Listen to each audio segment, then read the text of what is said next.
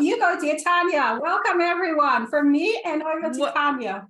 Welcome, everyone. Thank you for joining us for the 24th. Now, notice, 2 years we've been going with this living in the flow. Oh, wow. And the most amazing thing is we keep on discovering more and more ways of sharing this dance that is a really infinite flow of life.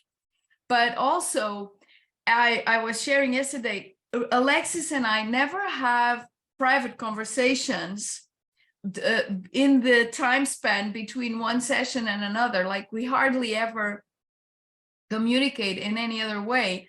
And the most amazing thing is as if we never stop communicating. So the way I feel it is that we're in constant connection and communication with each other at a level that we do not comprehend in our conceptual mind, but that connection is so permanent that it feels like we were having this living in the flow number 23 yesterday. So that's the magic of timelessness and of allowing the flow to just be whatever it is. So I'm really so thankful, Alexis, for this joyful love affair we have within our living in the flow, because it is literally a love affair, a friendship that needs no words, because we communicate the whole month without speaking to each other. And then we come here live every month and spill out the beans. That's pretty much it. We spill out the beans, and most of the time we don't even know. We don't know the beans beforehand. They just happen during the episode. It's amazing. It's just so amazing. And it's no less amazing for us that are creating this than it is for anyone like listening to this in the moment. It's just, wow, how beautiful can it be? And we keep on discovering more and more beauty.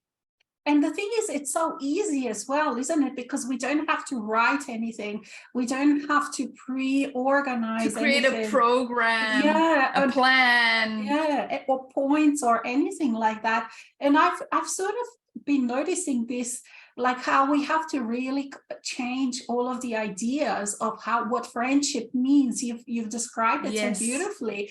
And, because what in the past we thought when we were disconnected, and majority of people in that disconnected state, they perceive themselves alone and just this small being, just this person that is confined within the physical body. But we are so much more. We're huge, we're grand, we're timeless.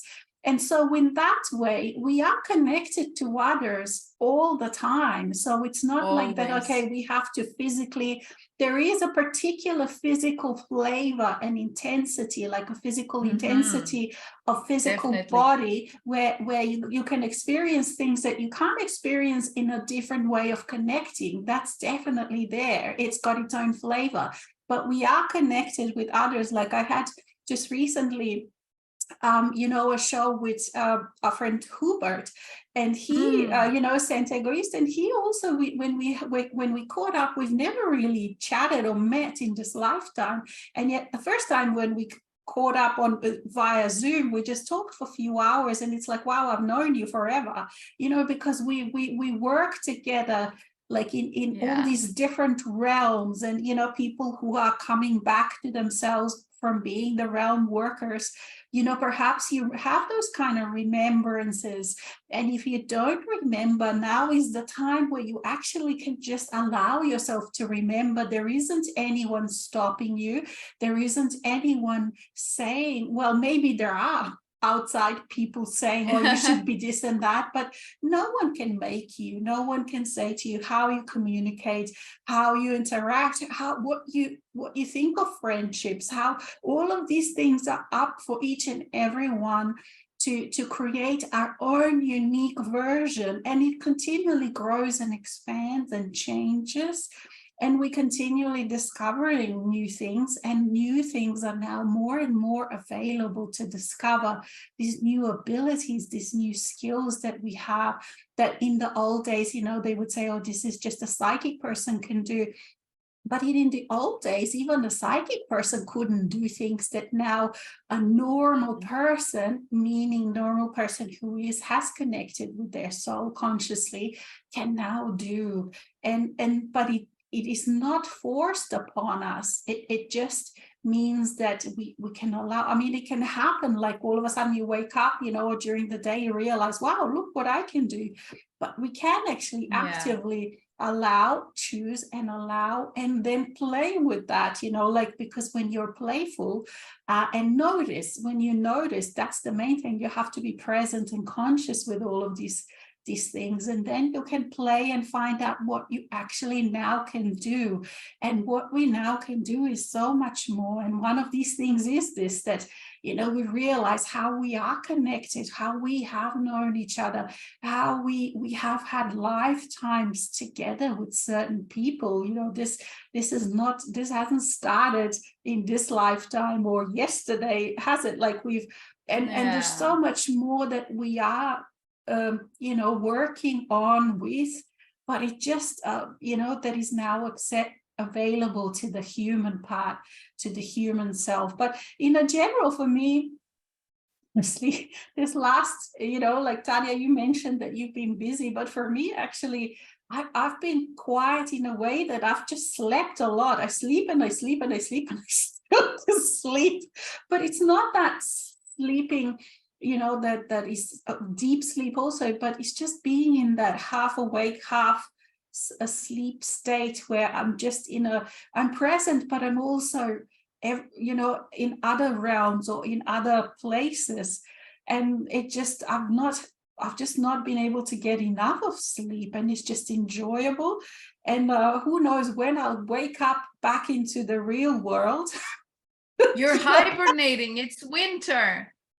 That's probably it. Yes, and you're in summer, isn't it? And I'm in summer. There's opposite times of the year for us. Yeah. But it certainly have been interesting times. You know, I feel like a lot of people are experiencing full-on things, and some people it can be confusing, because, you know, now you can experience all not can, but we are experiencing a lot of things at the same time, meaning like that you can be annoyed, you can be cranky, you can be in love, you can be happy, you can be content, peaceful, all at the same time, you know. So it just means that, okay, what do you focus on really? What do you identify with really? And just the rest, the rest you can just allow. But all of it is present in the now moment. Do you find similar? Yeah, I find it's interesting because at the moment, well, as life would have it, because my life is always intense, and that's what I'm here for being in the full-on experience of being in a physical body and being able to discover those new superpowers in ways that, wow, all the time, you know. I'm surprised every single day at the things I can do and perceive and achieve and know, and all of that. Every single day, it's surprising to discover, oh, wait a minute, now I can do that. Oh, wow, now I can understand that. Oh, and it's so always this discovery. But so I'm in the midst of a huge project that is being born, and I notice the underlying permanent feeling for me, as it has been for a long time, is always peace. So there's always this this peaceful ocean, and it also covers me like a mantle. And then in between that, I sometimes find myself looking for, shouldn't I be concerned about that, or shouldn't I be looking for a solution for that? And I always just find, just chill, just chill. And so it's hard for me to be in any other kind of state other than peace, exuberant joy, warm love, and the sweet, innocent delight of discovery.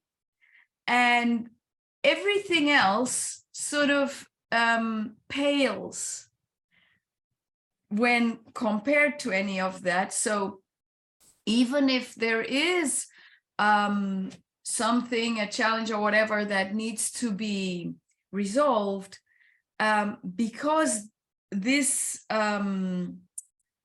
this ocean of joyful, delightful, innocent, peaceful, but exuberant and intense discovery is so powerful that it kind of like sheds a kind of light. I sometimes I feel like, one of those lampshades, that is huge crystal lampshades that they have in palaces, and that they're so big, is like, gosh, that's a big thing. So this thing sheds a light of such intensity and with so many colors that if I were to want to get cranky or angry at something or someone, and I have reasons for that many times, or it's true, I'm telling you,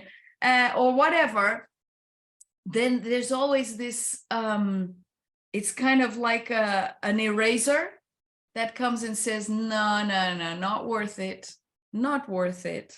No, that's not where I choose to focus. Just like you were saying, like if a reason is there and it's very clear that I could get into an argument with someone over a situation, and it just sort of seems so senseless and useless that it immediately disappears.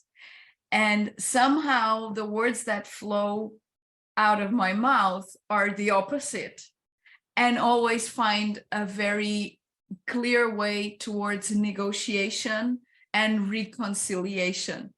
And so it's basically by allowing myself to be absolutely clear where I want to be inside of me, so which is the intensity that I choose, it then erases all of the other possibilities. But they're there, and I could grab them with a click of my fingers. Immediately I could grab anger, I could grab crankiness, I could grab impatience, I could grab nervousness or whatever. But these things have become so foreign to my nature that even if it crosses my mind that, I could go that way, it's like, oh no, what the heck for? It's such a waste of energy for me. And at the moment, I need to be very conscious of my energy, of how I am using it, because it is being used in such an expansive way that there's not one little bit to be wasted. It's sort of kind of I've been developing a kind of extreme efficiency, and in that extreme efficiency I find that I have so much energy that it seems surreal to most people how I'm in this intensity. I mean, it seems like, yeah, but yeah, for me it's normal. This is my intensity. So what I find is I've been adapting my humanness to the intensity of the magnitude of my beingness, which is, whew, is like a hurricane. My beingness is a hurricane, but it's not a hurricane of drama, of hardship, of effort. No, it's a hurricane of, woo, this is so magnificent. Let's just have it all here in this physical body. So there's no time to waste with stuff that I've already experienced so much in my over 1,600 lifetimes. So I've been here over 1,600 times. I've had enough, more than enough of all of that stuff that kept me in the tumble dryer. You know, it was like I was in a tumble dryer for so many centuries and I couldn't get out of it because I was stuck in that tumble. I just couldn't find my way out of it. That now that I'm not in it anymore, it's like, no way, Jose, just, you know, forget it. I've had enough of that. Thank you. I know what it's like. It's not good or bad. I just don't want any more of it right now. Thank you. So to anyone out there, I mean, if you can become very present to what your clear choice from your beingness is, this choice is from the beingness. The human is just the vehicle to experience that. But the human is absolutely essential and has to be on board. If the human self is not on board, then there are issues.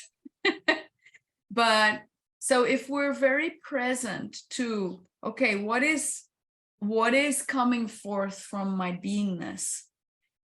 And if I am available to be on board, which I call being clear and fully focused on materializing that beingness in whichever way it is choosing to express right now, then it becomes easy to discern, you know, what serves me best in this moment.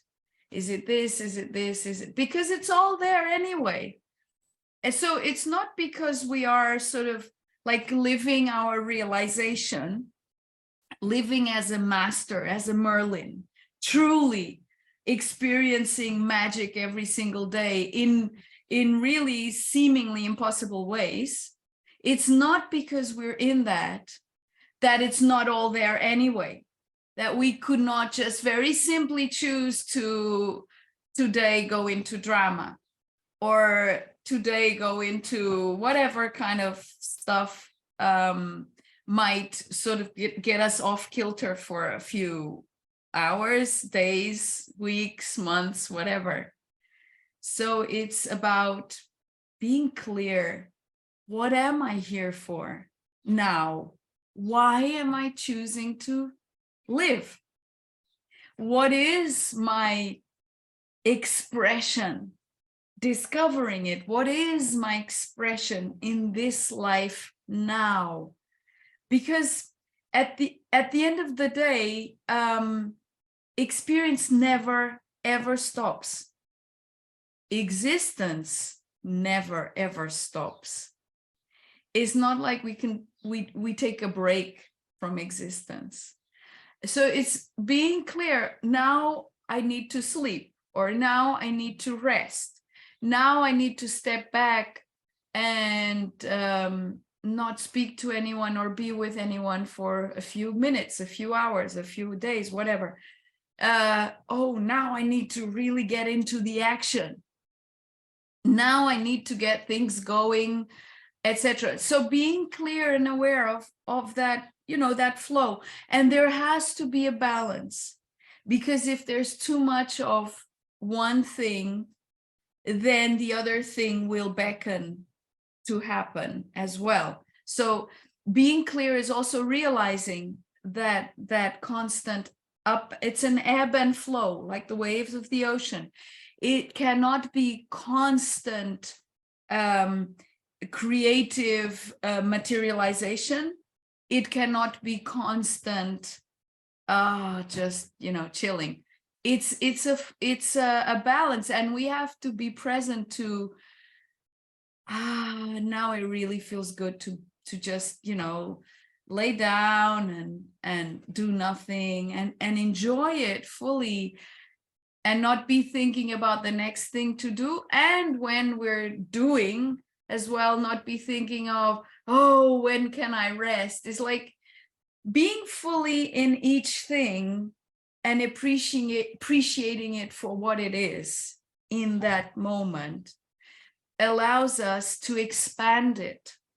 So a thing that would require eventually double or triple the time requires one very minute speck of time to produce results. So we can find rest in less time, and we can also find productivity in less time. And what happens to all the time in between? Oh my God, so much. It's incredible. That's what I'm discovering.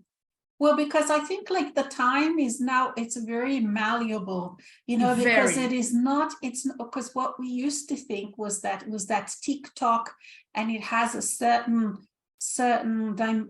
parameters, dimensions, yeah, but it doesn't. It's actually very flexible.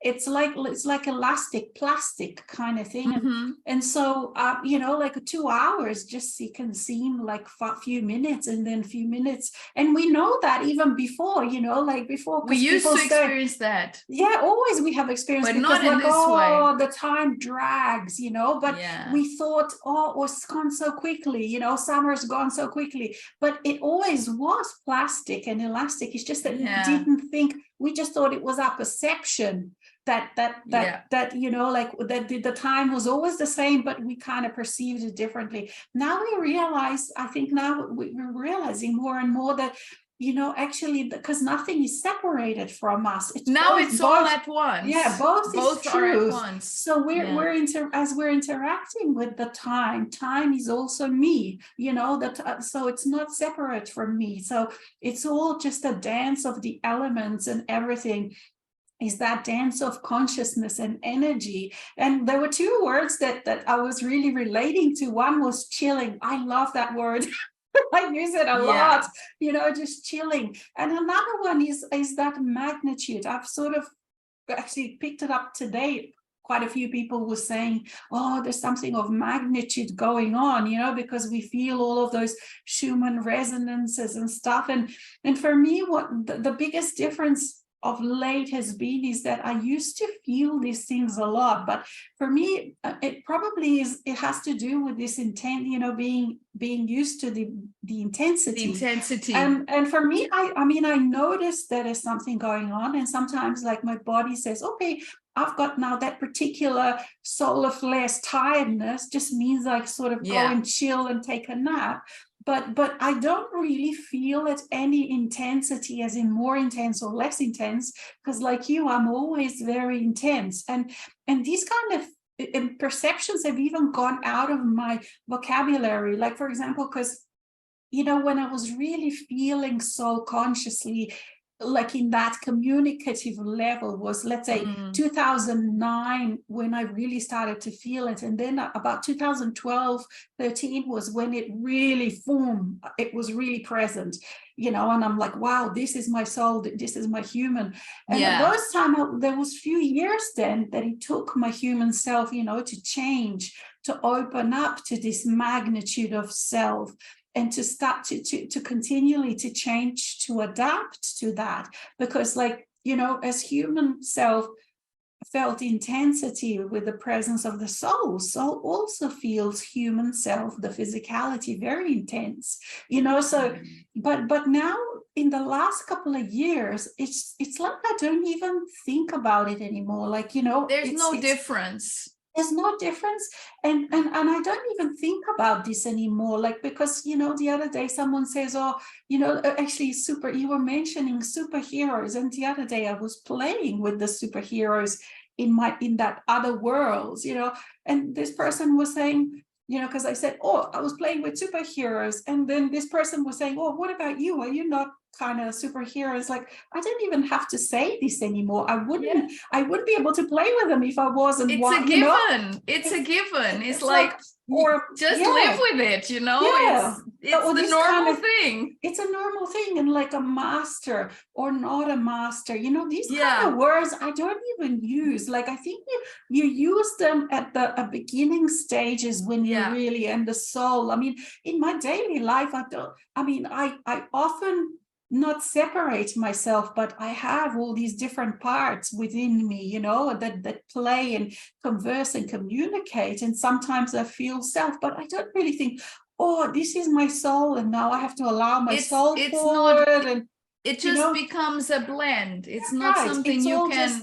It's all just me. I'm just living my life without even thinking. And I don't even think also anymore, like, oh, would this how master would do it, and this how master wouldn't do it. Actually, I just live my life. I do what I want to do, and I enjoy what I want to enjoy, and I chill. And if I want to be cranky, I'm cranky as hell, because sometimes I enjoy being cranky. But all of these kind of things are very surface, like how you have an ocean, was saying, okay, underneath it is that well-being, this incredible well-being, and all of these emotions and feelings are just a surface, like waves, so it's not like they've gone away.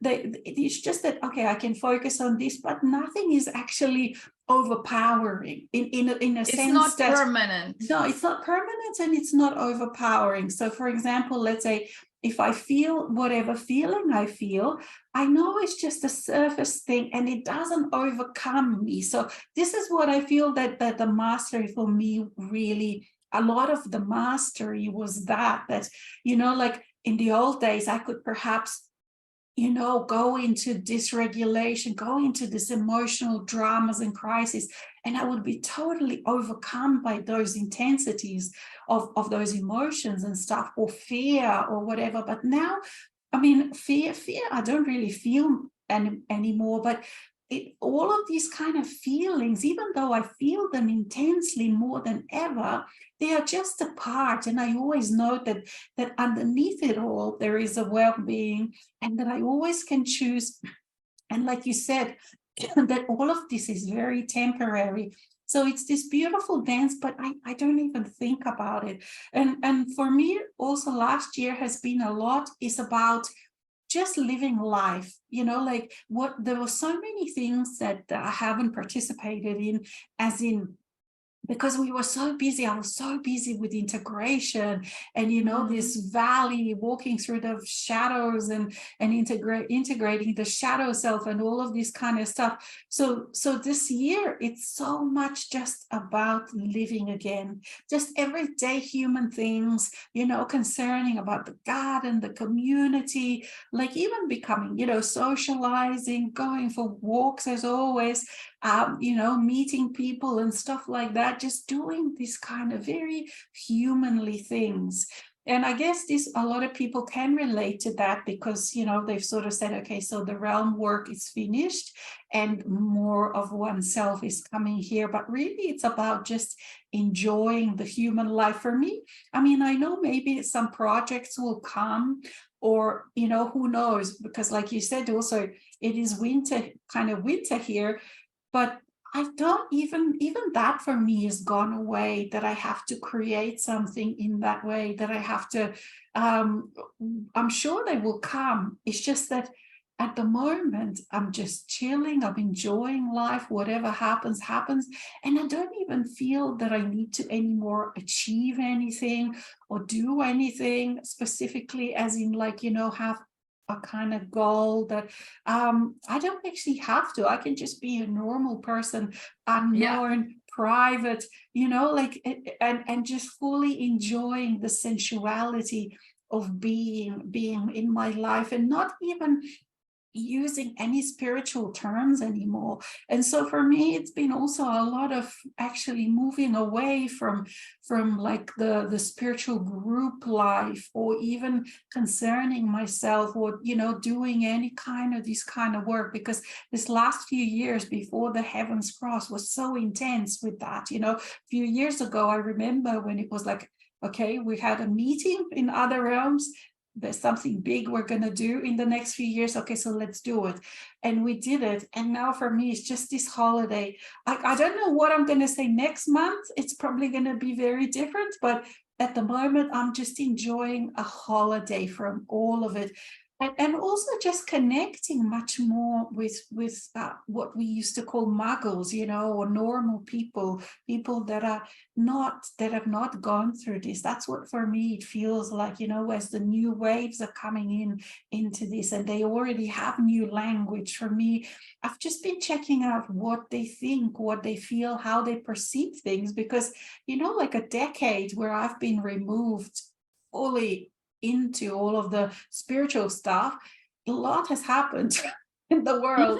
And a lot of things, like even the scientists, the incredible things that the science, it's like science is almost like now sci-fi, like the realms of sci-fi as to what is happening. Then things to do with AI and like all of that kind of stuff, it has just moved ahead, thanks to also the work that we've done is bringing and allowing consciousness here. But for me, this has been my joy in the last month, very much so, just to come back and to see what actually the world is thinking and feeling, and where they're at, and finding the language that I can speak with. So for me, all of that, specialized spiritual language is kind of really going away. And I'm also realizing new ways to communicate our message so that it's not so removed, because a lot of the times I feel that, when we speak, we're in a different level. Not we, I'm talking about me, in a different level, but, people are at this level. So I have to change the language to be so that I'm not so removed from the normal people, not because I can't be, because I'm going back to that level, not at all. It's just to be able to communicate in a better, more more relatable way, that will help the next waves to realize that, because the last decade has really been just working with those people who really are masters, so it's a very different kind of language, it's a very different kind of expression. So for me, I'm kind of going back into the more basic levels. So that's kind of what's been happening with me. Interesting that, like, for the last sort of 3 years, 3.5, Yeah, I would say, I've been, like you're saying, exactly. So like on a holiday, just, okay, so now it's really just living this intensely and fully, but with chilling a lot and all of that stuff. And oh, wow, yeah, this is wow.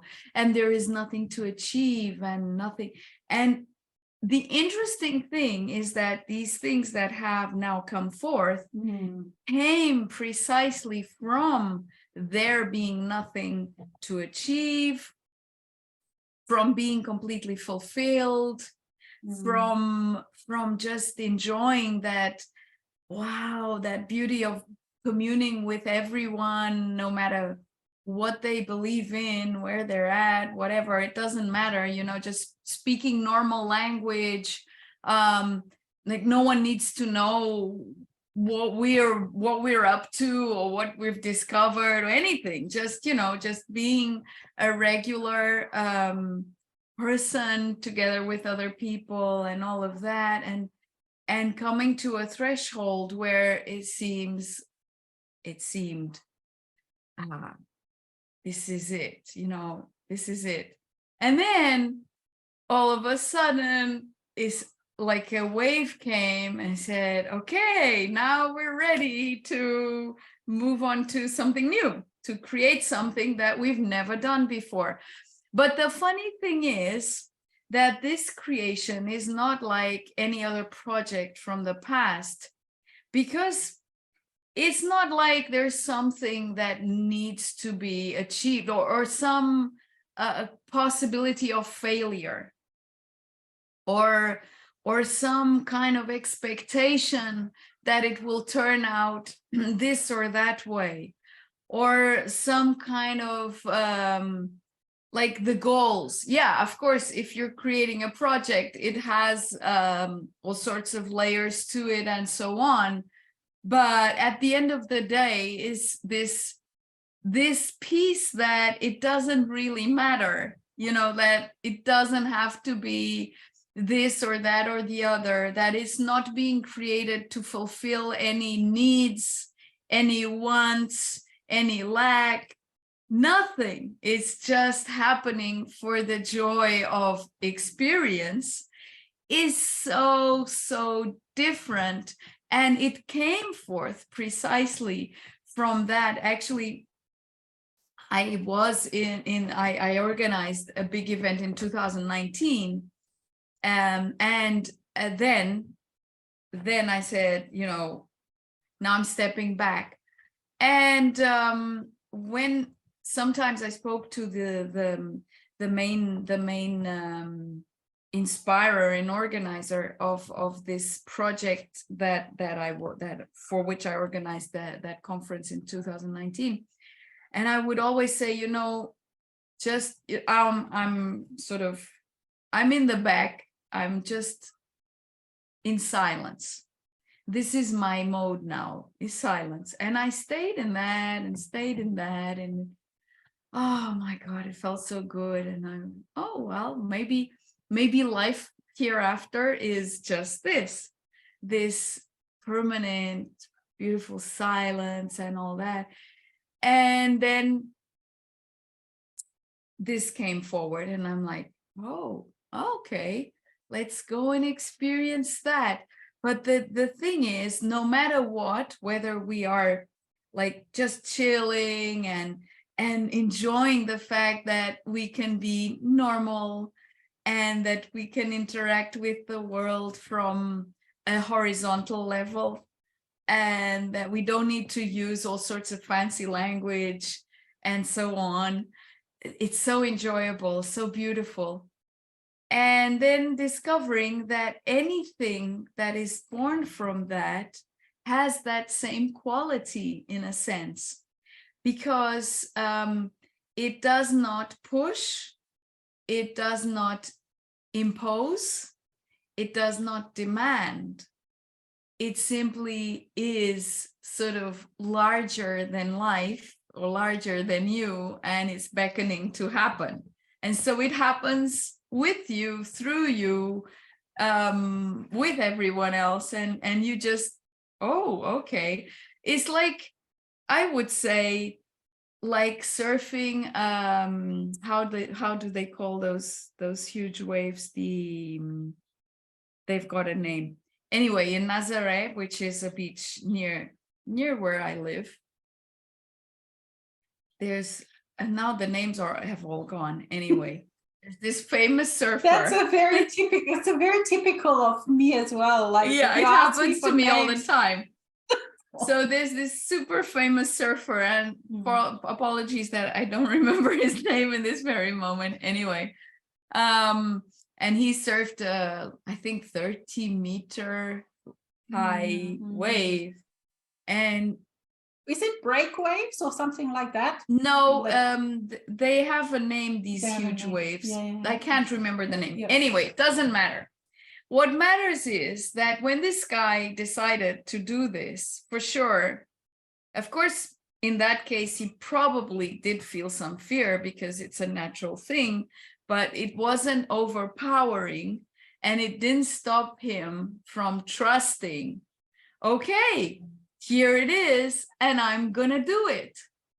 And I'm sure that in each moment of that wave, the only thing was that moment there, and not what's gonna happen in between, what's gonna happen at the end, where I was when I started. No, it's such an intense experience of nowness when we allow whatever wave then comes forth from that infinite silence that is so wonderful. But the thing is, it doesn't stop being wonderful. That's what I'm discovering. Oh wow.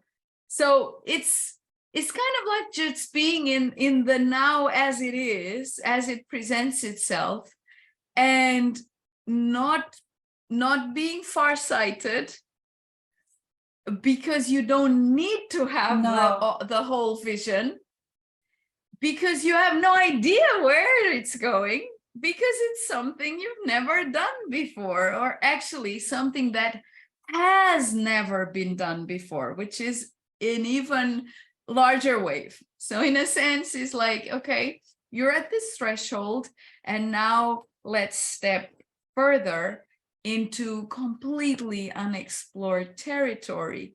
And so that big wave that this guy was surfing, McNamara is his name, was that.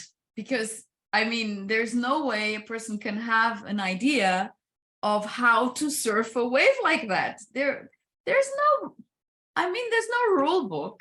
He can come now and share how he did it, right? Because he did it. But he was so in each moment, and I'm sure he can't consciously remember every step of that wave. It's not possible, because that's how life happens. So being in this flow is like, now it's happening like this, and then we have no idea how it's happening tomorrow. And even if I do have a plan for tomorrow, usually it never happens that way, even within a big project. So this project is larger than me and a whole lot of people together and many more. And none of us has any idea how it's going to play out, but we really don't care, because what matters for us is the fun we're having as we're surfing the wave. So it's being in that. And I remember when I was in that experience of, oh gosh, this silence feels so good. I can stay in this forever. And I was saying, I'm away. The signpost is on the door. Closed for silence. Not for repair or anything. Closed for chilling. Closed for chilling. Yeah, closed for chilling.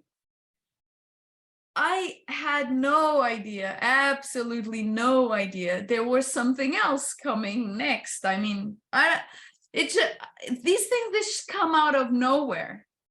It's like, it's not preconceived, and it's not coming from before, and it's not coming for after, it's like, and that is the beauty of being in this state that we are, that we don't need to have power over anything. We don't need to be in control. We don't need to stop the flow or put the brakes on for any reason, because we're not afraid of surfing what's the name? It will come to me, that huge wave. Because then all of a sudden it doesn't seem daunting anymore, because you're in it, and therefore there's nothing else to do than surf it. So it's really moment to moment a new breath, moment to moment a new breath. So we're experiencing things that we both can relate to, and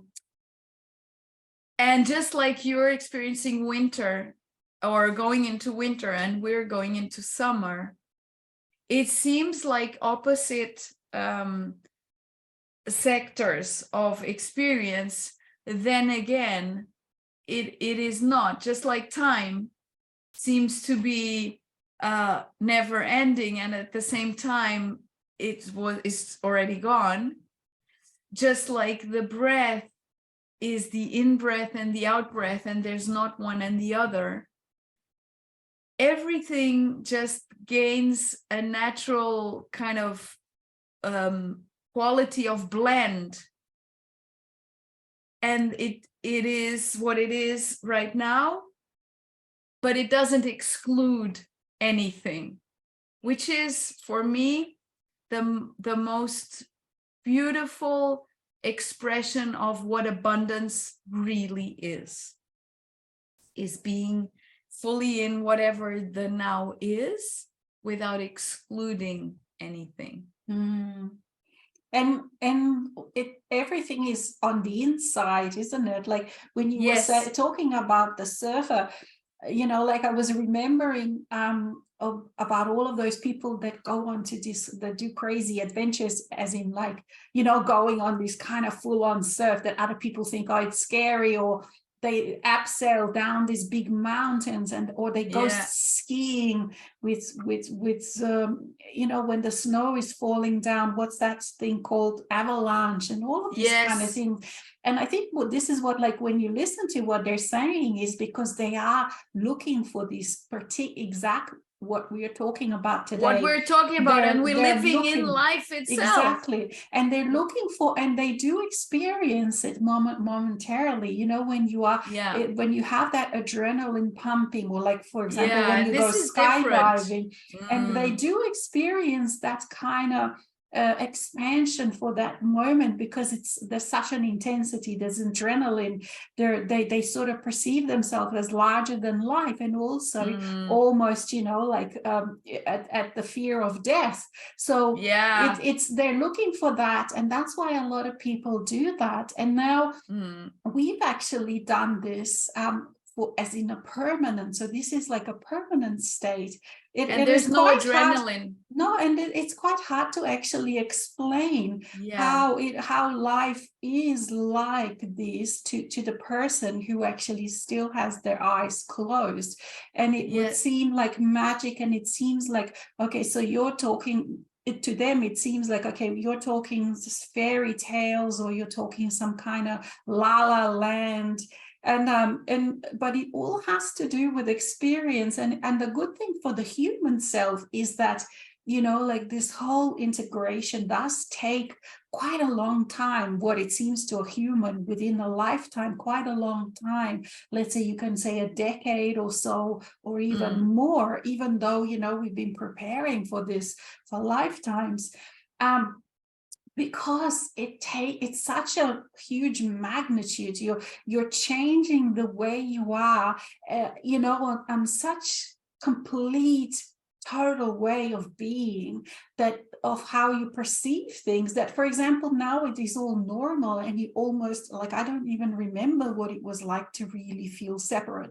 But you really do it in a way that the human, even though those times are incredibly intense, but the human has time to adjust, to expand, to learn how to deal with this presence of their greater self, you know. So for people, when they say, okay, you know, like you said, often, okay, I've done it in a really quick way, but there is also a way that you can do it in a slow way, and learn how to do it, and open up, and, you know, it could perhaps be a more gentle way. It doesn't really matter. But even if you did it, let's say, in a moment, you still have to learn how to operate within, because it's kind of like, let's say, even if someone was like, you know, if you have a magical wand, and you go to a normal person and you say, okay, now you're a superhuman, they would have to, you know, even if it happened in a second, they would have to have time to learn.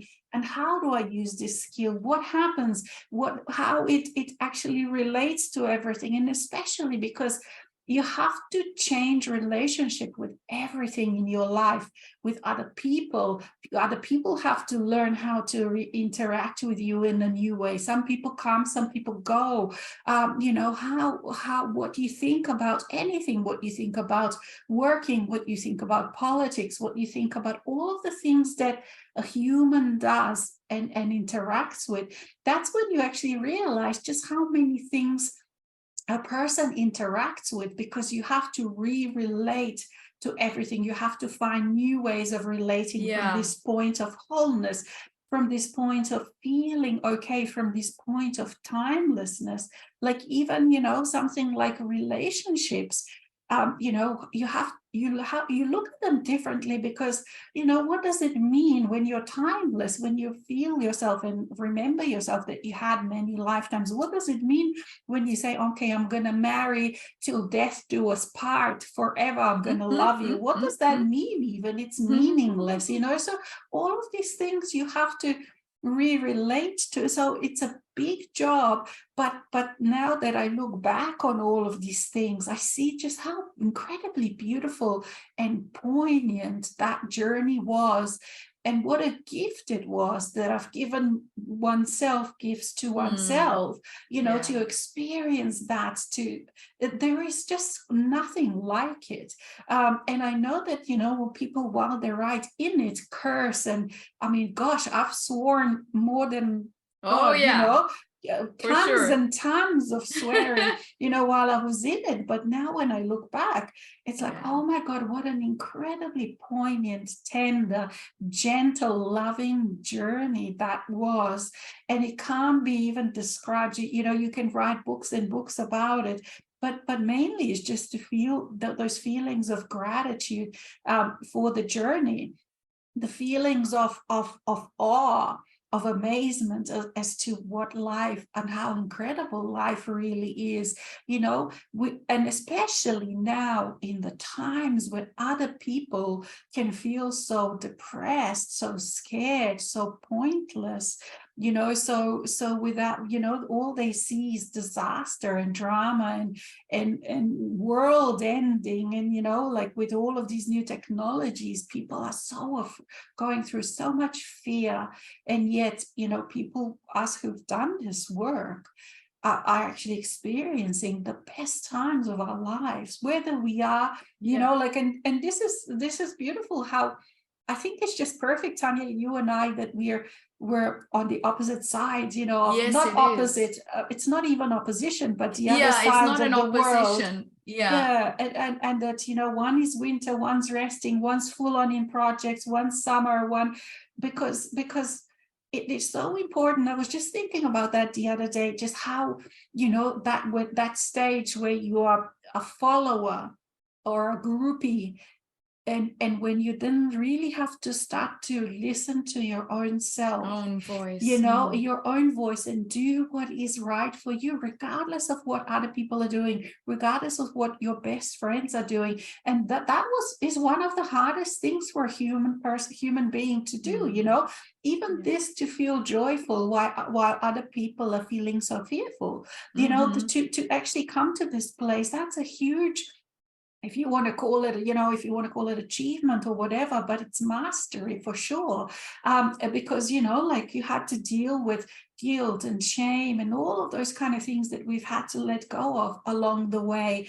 But this following your own voice, and especially when you actually really, the soul self says, okay, so now we're at this place where we separate from the group thing, and we go on our own. Not our own doesn't mean you're still not part of the group, but meaning that your own voice is the boss, and your own voice is the authority, and you are your own judge, and you are your own evaluator, and you are your own decider that decides what things mean to you, what things don't mean to you, what is your truth, what isn't your truth, regardless. And it's not, and then you go into realizing, wow, you know, it's not about better truth or worse truth.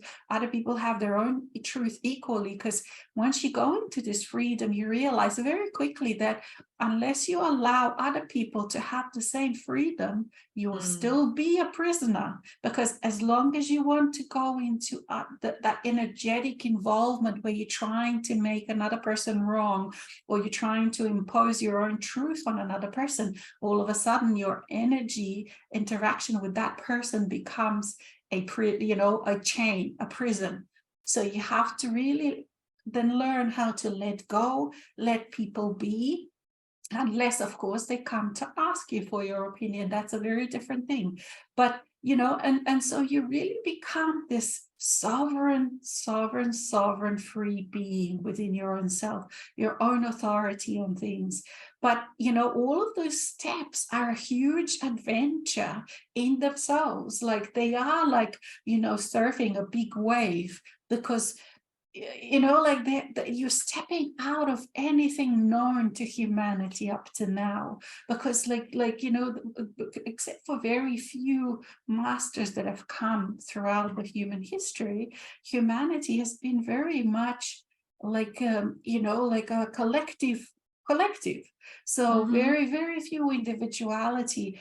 And we're not very talking few listening to their voice. Yeah. Like, and it wasn't even allowed, because the society was and still is made, everything within it, the schools, the education system, all of it is made so that you become a very good follower, a good consumer, a very obedient consumer, spender, clog in the whole system, the way it works. So all of these kind of rumblings I find this so fascinating, like how it's all this rumbling underneath it all, and people who are not into spiritual things, how they're using almost the same words that we're using.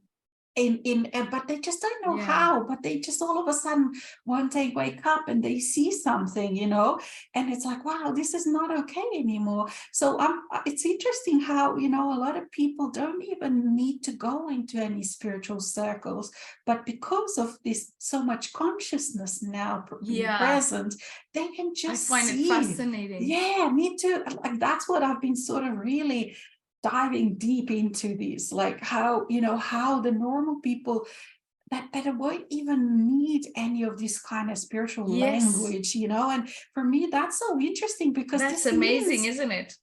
That we've succeeded, and how they're not willing anymore to be just yes people that, okay, like, oh, this is what you say, this is what you get paid for. No, I'm valued more, I have more value, I have infinite value. They already feel these kind of things, so they're not willing to do this anymore, so many things anymore. And also just being able to perceive the multidimensionality, which is that ADHD, like that didn't fit with that just singular linear way. And that singular linear way is so fucking boring. Yes. So fucking boring. When we used to think that allowing soul would be boring. Oh my God. Now I think it's like the world has changed so much that it can actually now how can I say, support people that are multidimensional, that are called ADHD, that actually they're coming into their own, and autists and all of that. And they're coming really into their own with this creativity, and with their brilliance. And this new ways with AI, like the worlds, that how the world has changed, it's going to change within the next 10 years. Not is incredible. Even that, like, it is even in a shorter period, we'll see so much change. But I mean, let's say, if we say, okay, next, let's look forward in 10 years it's a totally new world. It's going to be a new world.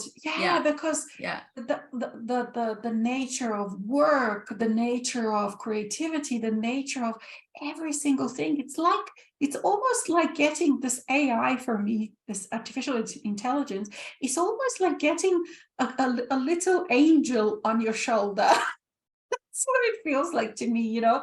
I know that people are saying scary, but we have enough it depends on consciousness. how we can use it. That's right. We have enough consciousness now in the world that it can actually, because, you know, like for some people, of course, it can be scary and it will, like everything. But for me, it feels like I'm getting this artificial little angel on my shoulder that can help me with so many things. With so many things. Yeah, and just not even having to do these boring, you know, like even, for example, writing an essay, for example, you know, like you could just ask it to ChatGPT write, and it'll do it for you. Yeah. And then you just fix the little things you want to change rather than, you know, doing the boring Word documents. And oh my gosh, our life was so freaking boring.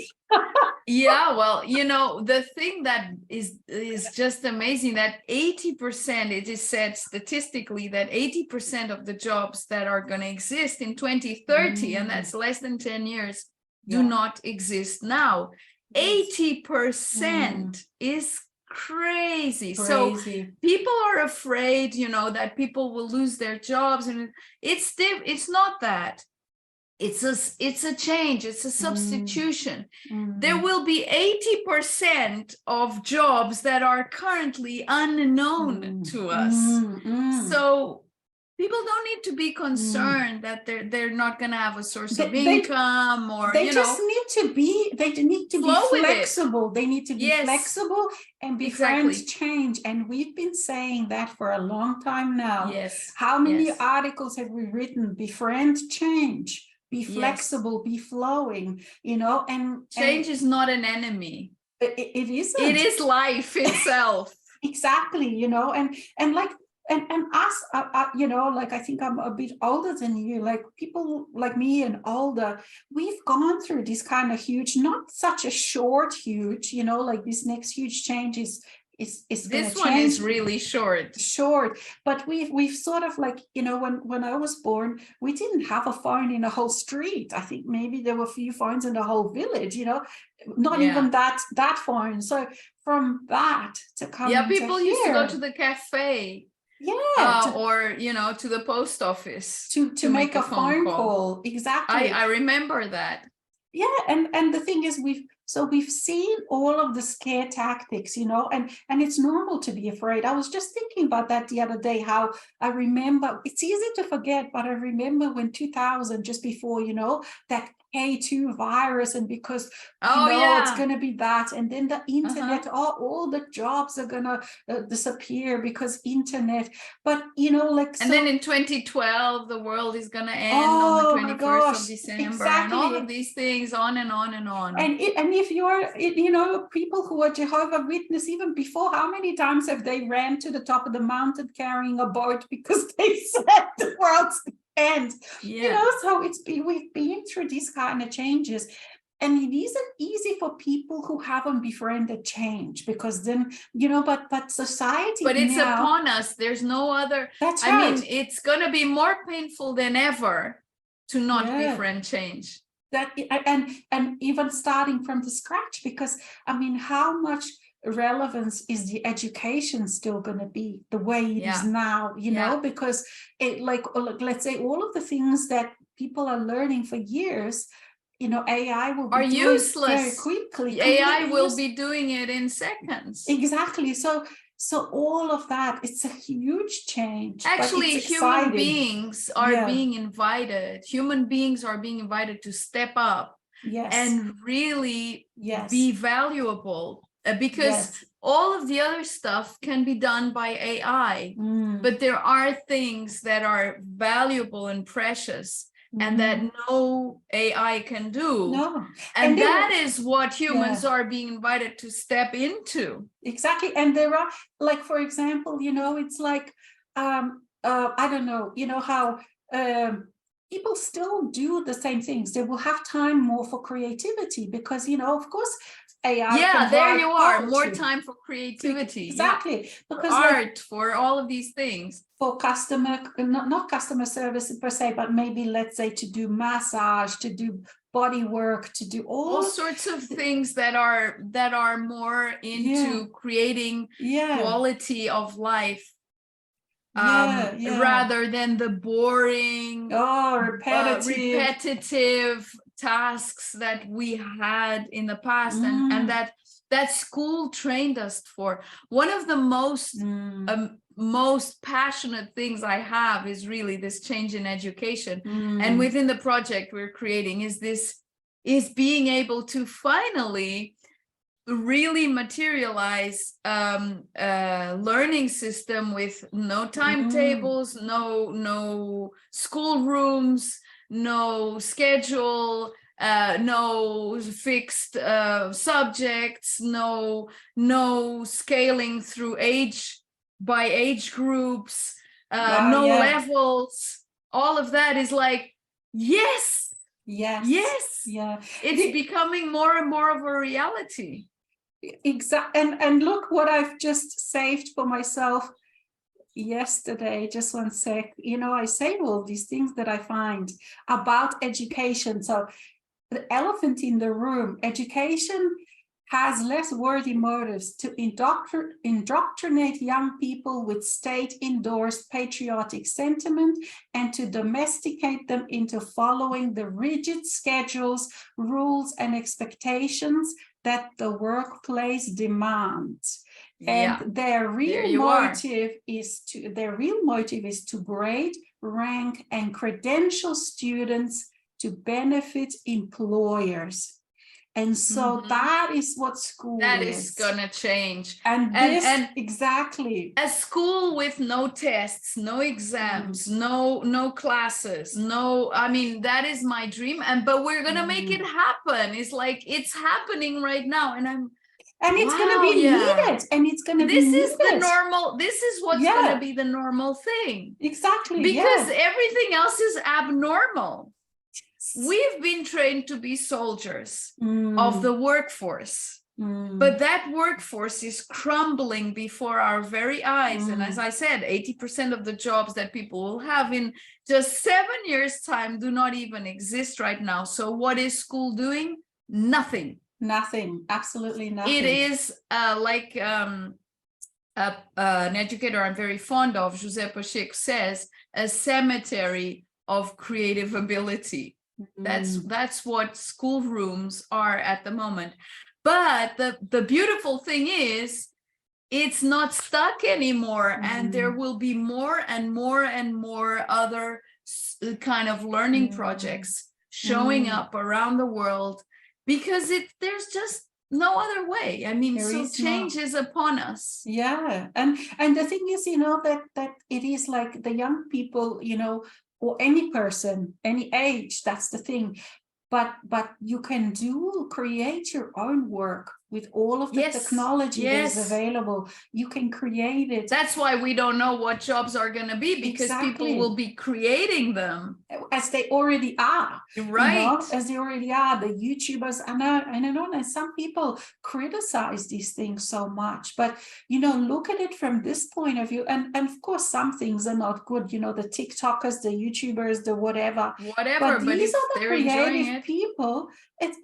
They are creating a valid they're living work for themselves, and they are their own boss. And how many things, like you and I know, like even just doing a webinar, it is smooth for us now, but because we know how to do it, but how much do you have to learn in the process? Like you can't just, someone, all right, so today I'm going to do a webinar, like without ever doing it. You don't have technology, you don't have a setup, you don't have anything, you don't know how anything works. So, for us, it's very seamless and easy, but because we've actually had that big learning curve, so it's the same. These people that are YouTubers and stuff, it actually takes a lot, not only because it's not only just what you do with technology, but you have to be confident. You have to work on your confidence. You have to work on there's so many emotional and psychological things you have to actually master to be able to do that. And that's why, only a person who's doing it can really appreciate. Right. That's the thing. I find that we only really appreciate things that once we try them out and realize, oh, wow, this is not that easy. This has its, everything has its skill to it. and everything has its value. Absolutely. And, you know, being your own boss in this way, you just really are everything. And this too is a sign of these new times, really, because, you know, you really have to be so multifaceted and multi-skilled and very flexible. flexible. Yeah, and changeable, and just, okay, this doesn't I work believe anymore. Independence and flexibility are key for this wave of change that is upon everyone. The thing is, it's here. Now, either one can surf it or go under. That's or, it. you know, or we'll have to do it by force, because there'll be force, because their job will be gone, you know. And so, you know, we would invite each one to actually look at this, like, let's say this beautiful example that Tanya has of just, you know, getting this project of education, which is such a huge change. You know, look at where you can actually just be open. It's not that hard, really, you know, because if we start looking for the solutions rather than looking at the problems, that's it. If we focus on what we really would love to experience, rather than on what we don't like that's happening or whatever. For me, it's about, no, what is it that I enjoy, and create it. Just create it. There you are. Just do it. Just do it. Yeah. And the thing is, it's what is the most incredible thing about this is that, you know, like, I find that, you know, you follow the joy thread all the time. Takes you, and then that's where you see all these options and possibilities and things, and you think, wow, I didn't see that before. I can do this now. There's more joy to be had. You know, and the best thing is, and the best thing is that when you come to a place when you want to do something that you enjoy and it's not there yet, that's your clue that you're supposed to create it. Right. That's where the new comes in. You create something new, isn't it? Like, that's it. Within this project, this has been cooking since December.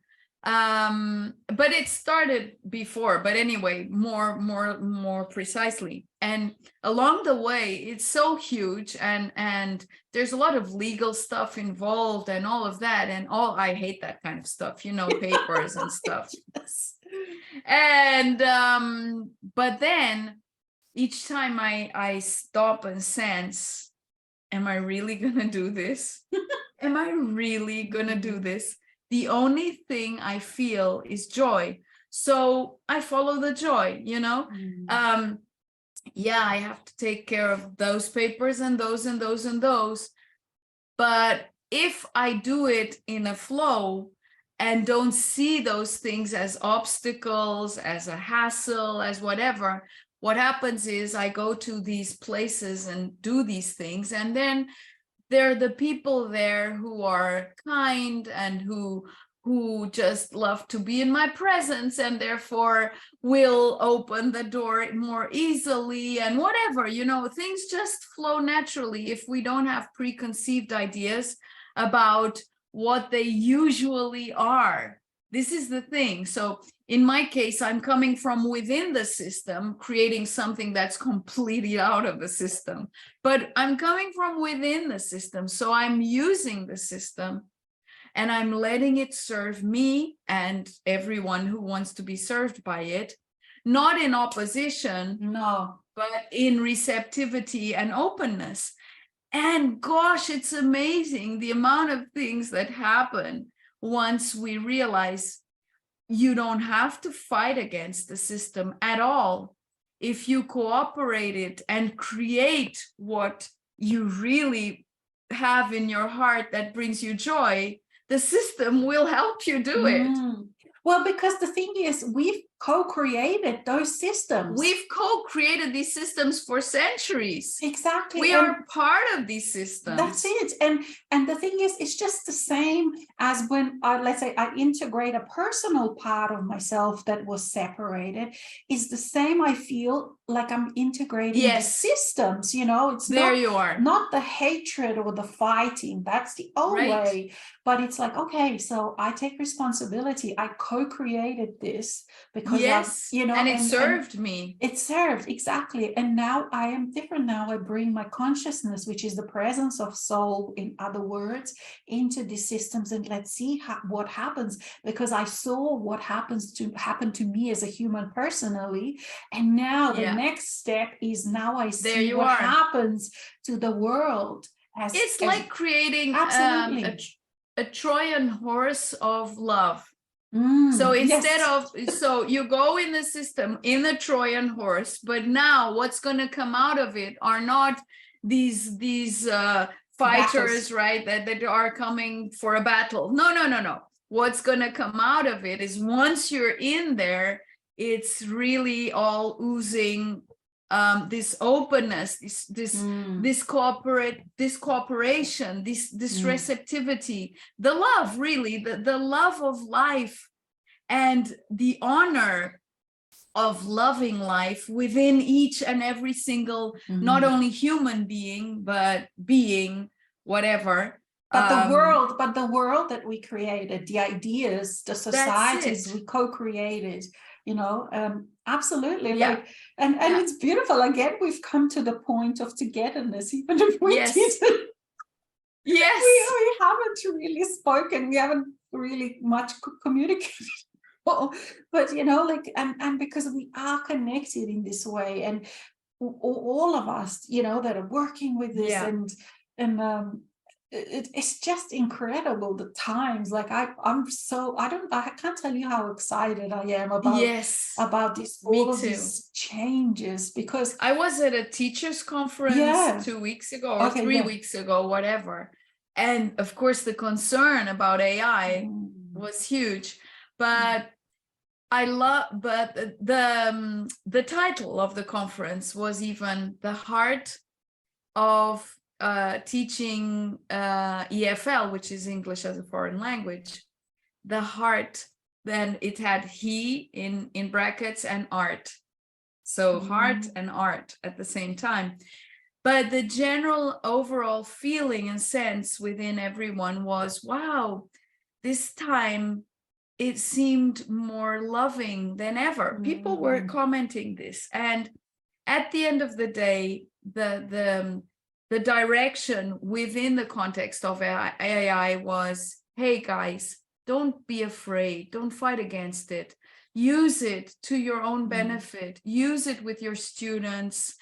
They know about it, you know about it. Open the door. Don't pretend you don't know just so you can spy on them. Bring it to the forefront and use it together. And basically, this is what the world now is inviting us to do, not just with AI. I mean, you know, the whole context of change is open the door. And the institutions themselves, you know, like, they're not as hard as what they used to be, because the ideas that upheld them are breaking down, and it's the people within.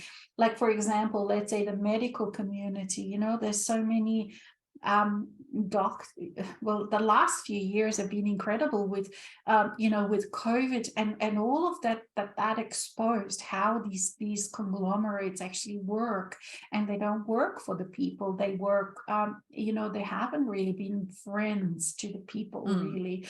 But it's how we co-created them. That's the ideas we used to have when we had self-hatred and self-loathing on the inside, and we've created that on the outside, you know, and those authoritarian structures and things that pull you out of your own self, you know.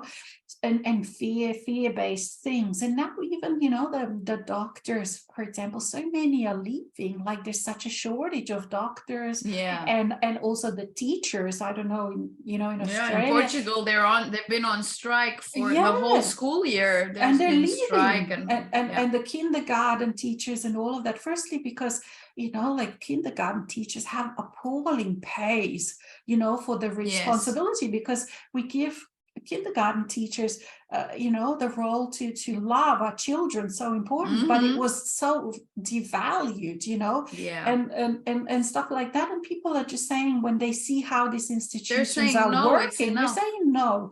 But these people that are also highly educated, you know, because let's say if you're a surgeon, you have to have, you know, because some education has to be, you know, if you're a surgeon, you have to know how to operate. Like, you know, you can't just someone from the street. But they are, for example, let's say they will still be practicing, you know, as they realize, as they leave, and they realize, wow, there are now different ways to practice my profession, rather than within those old systems that actually really are an industry. They're an industry that support, that don't deal with, let's say, the primary cause of the ill health, but just keep working with the symptoms, you know, trying to get a person to keep taking the pills so that the industry keeps, you know, proliferate, keep going, you know, ticking on. So all of these kind of things are changing, even within themselves, you know, so that it's not like, I was at a funeral. I never go to funerals, but this was a cousin of mine and very close. And sorry so to I hear happened, that. Sorry to it was a 53-year-old. So he's almost, I'm 50. He's 53-year-old, and it was sudden. He just had a stroke, and that's it. Anyway, I went to the funeral, and I went to the mass. And of course, I'm not into religion, any religion whatsoever, but I went to the mass, and the priest, first he delivered the normal Bible stuff, and then he stepped forward and he says, I apologize if I'm maybe gonna shock some of you, but I believe that we have to be people, because as priests, we don't have all the answers. We never have had. And we are just people, just like you. And our language has to become closer to what is normal, to what people live every day. So I'm going to share a personal story with you. And so he shared his story of how he lost his dad when he was 6, and then his mom when he was about 20 or something. And he shared what it was like, his emotions and all of these things. He shared a really very intimate portion of himself as a human being. And at the end of the day, of course, the message was that what matters is the love that then persists within us, and that is the presence of the person forever after with us in our heart. But anyway, the beautiful thing was, and I don't know if this has been happening, because I never go to any mass whatsoever, because I'm not Catholic or any other religion, so whatever. But to be there in that moment and realize, oh, you know, even these very old archaic institutions are coming closer to the people and speaking their language. Because I'm sure with his words, he managed to touch the hearts of those that were really suffering, namely his son, who's 20 something, and his wife and his brother, and, you know, all of the people who really were feeling intense pain.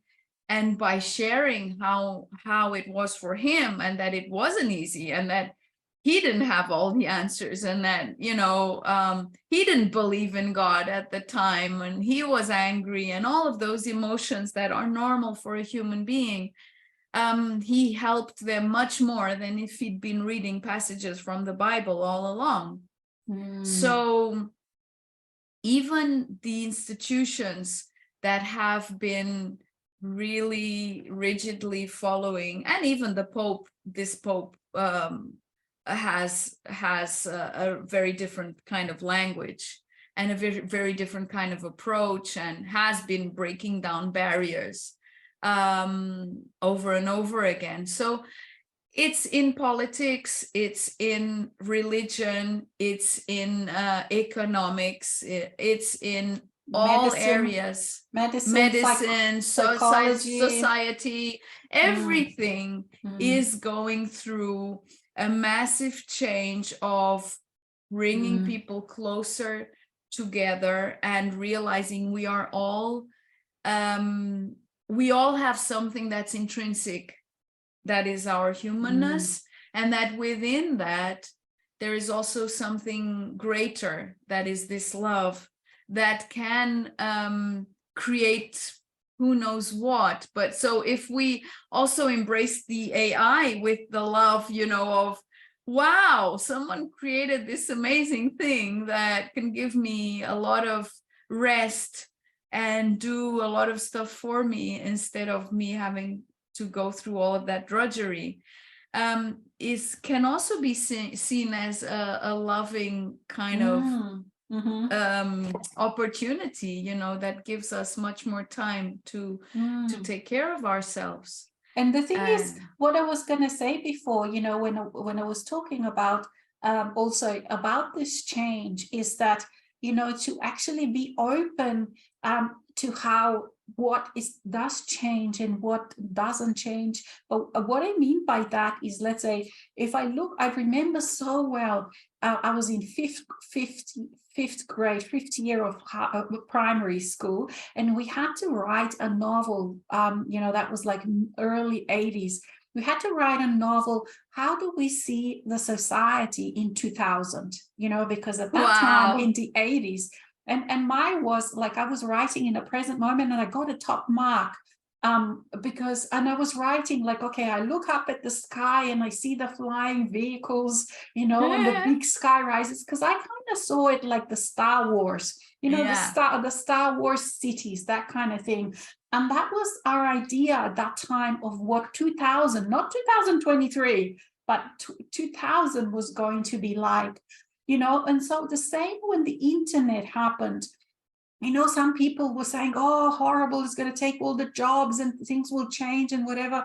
So what I'm sort of saying, that what didn't change is our love for people, our love for humanity, nature, enjoying walks, you know, like it's actually even more enjoyable now. People now appreciate it much more. So it's not that it became, the life became some kind of Blade Runner type of dystopian, horrible, dark, neon light world. Okay, you have pockets of that if you want to go to Las Vegas for the weekend or something, you know, or center of New York or whatever. But in general, you know, people are now even more organic, or they like food to taste like food, you know, stuff like that. So those kind of things become even more real and possible and available. So that's what I was going to say, to look at how those things that we love are going to be even more available. You know, how AI can, for example, help with pollution, with being able to create spaces where we can enjoy nature and walks and wilderness, where we can actually grow things better tasting, so that we can actually then have more time to enjoy the human company, the cafes, going out to dinner, spending time with friends. So that is what is the biggest, like, I think a lot of the people have this kind of fear, because when they hear AI, all of a sudden they imagine this dystopian kind of reality, kind of horrible reality. But all of those beautiful, because if you look at what internet actually did, like when I because I've been really considering these things lately, is like, okay, so what were the fears at that time, and what actually changed? So for me personally, the internet changed that. Instead of when I first came to Australia, I was able to maybe every couple of months have a phone call for 10 minutes, because it cost $30 at that time, to find out whether my family in Europe was still alive. And that's all we had time to say. Are you still alive? Everyone healthy? Yeah, everyone healthy. Okay, bye.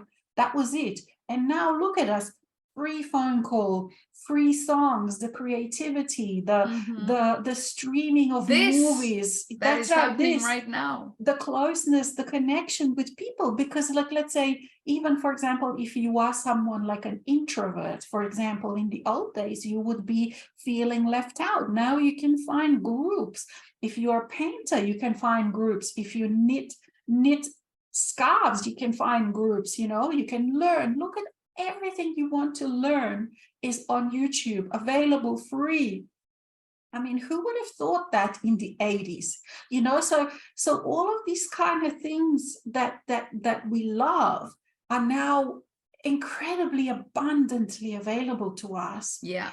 And yet, you know, the things that those dystopian things didn't happen. I mean, for me now, I don't want cars to be flying above me and someone drops something out of the window and it drops on my head. You know what I mean? Look, like what you want privacy. You know, you want to go for a walk. You don't want cars flying all over. You want to go for a walk. You know, like, so there are things like that you know, like constant focus on what we love. And enjoy and do more of what we love, and then we create more of that, you know. So the same with AI. So focus on all of the things that it can improve, solutions it can co-create with us, and that we still actually have more of what we love and less, you know, and less problems, really. So that's kind of like and then when I realized that, it's like, wow, you know, you really have to kind of look at all of the different layers and layers of what's going on and what kind of images that I have for the future, you know, like, and people have for the future when they think robots and AI. It doesn't necessarily mean more concrete, you know? Not at all. It actually can mean quite the opposite. Because internet, it didn't mean there's more concrete and stuff. It just means that, you know, like all of the things that I do value and love are much more available to me, you know, at free kind of no cost as to what it used to be, you know, because I was exchanging with my friend, like we kind of went down the memory lane a little bit, even just in the 80s, you know, looking at the radios we had. Like the radio was this huge wooden thing at that time, you know, and stuff like that. So those kind of things, let's say I love music, and the music is now so incredibly fine and precise, and the headphones such good quality. But it, you know, those kind of things have absolutely improved with technology. So would I go back to the 80s for that? No, because in the 80s, even though it wasn't so technologically advanced, but I remember Europe had acid rain. It was very polluted. Like all our rivers had no fish, you know, because it was all too dirty. Like my mom was saying, don't touch the river. You couldn't go to swim in the river because it was, and now you can. Now the fish are back. And so, you know, like stuff like that, like you really focus on what we love, on what we love, and then we co-create more of that. I would say that is just the perfect ending for our share. Do you find so too? Yes. That absolutely. is the golden key. Yeah, absolutely. And thank you, dear Tanya, for another wonderful show. And also before we go, we would like to thank all of our people who donate. Thank you. It is very, very much appreciated. And also check out our website next week. My friend Kathy Bauman and I, we have a deep dive workshop. So if you want to participate in that, check out the website and sign up. It's if you want to go really, really deep into the ocean, into yourself. It's a 4-hour workshop with a couple of breaks in between. So I'm looking forward to that. And yeah, just check out both of our Tanya's and I websites and enjoy life. That's what I would say. Yes. Totally subscribe. Thank you, everyone, for your love. And Thank you too, Alexis. Thank you. Thank you. And until next time. Until next time.